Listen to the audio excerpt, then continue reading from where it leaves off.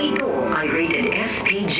Striktong patnubay at gabay ng magulang ang kailangan. Maaaring may masisirang tema, lengguwahe, karahasan, sexual, horror o droga na hindi angkop sa mga bata.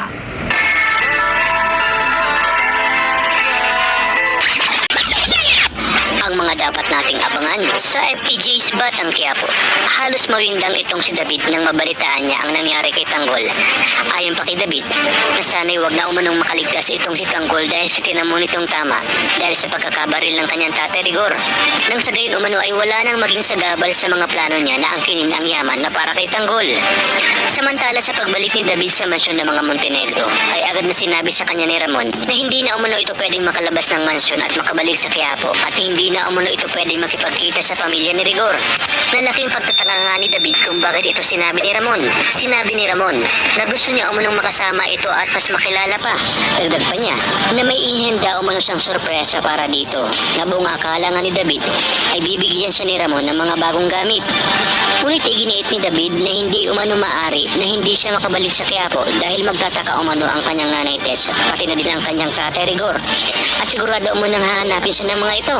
Iminungkahi nga ni David na aayusin niya umano ang kanyang oras para nang sa gayon hindi na mag-alala ang kanyang tatay Rigor.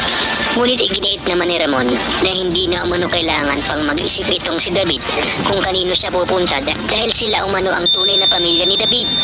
Nalingid nga sa kaalaman ni David na pinasasakay lamang siya ni Ramon at isa sa kanyang mga plano labang kay Rigor de Magiba. Samantala hindi naman malaman ni David ang kanyang gagawin nang lumabas sa balita ang patungkol sa nangyari kay Tanggol. At sa hindi inaasahan ay tinanong nga siya ni Ramon tungkol dito kay Tanggol. Agad namang tinawag ni Severino itong si Ramon upang ipanood sa kanya ang balita at kung paanong pagkakahuli ni Rigor dito nga sa sarili niyang anak na si Tanggol.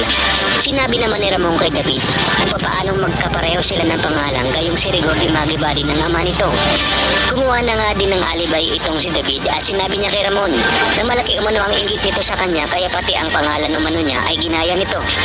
Ngunit sinabi naman ni Ramon na isa sa kanila ang tunay niyang anak na lubang ikinagulat nga ni David dahil hindi na nga nito alam ang gagawing alibay lalo pat wala doon si Olga. Dito nga ay sinabi ni Ramon na talagang hindi na ito makakalabas ng mansyon dahil kailangan niya ngang alamin kung nagsasabi ito ng totoo. At sa oras umanong malaman niya at tinatarantado siya ni na Olga at David ay hindi niya ito tatantanan hanggang sa magmakaaw na lang si David na patayin siya. Sa inyong palagay, tuloy na nga kayang mabubuking si David kung kaya't tapos lahat ng kanyang kaligayahan at kayabangan sa buhay. Kaya naman mga kapamilya, kapit lang dahil marami pa tayong dapat abangan. Dito lang sa pambansang teleserye ng Sambayanan, ang FPJ's Batang Quiapo.